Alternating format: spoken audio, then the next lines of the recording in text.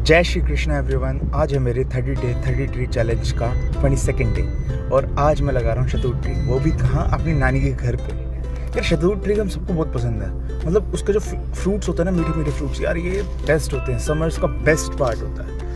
तो मैं आपको भी कहूँगा कि आप भी अपने समर्स को बेस्ट बनाइए और आप भी अपने घर पे एक ट्री तो कम से कम लगाइए। कोई भी फ्रूट का ट्री, शहतूत का ट्री हो, जामुन ट्री हो, कितने सारे फ्रूट्स हैं यार, कोई तो लगा लो और बहुत ईजी है। सो प्लीज़ लगाइए। Thank you so much.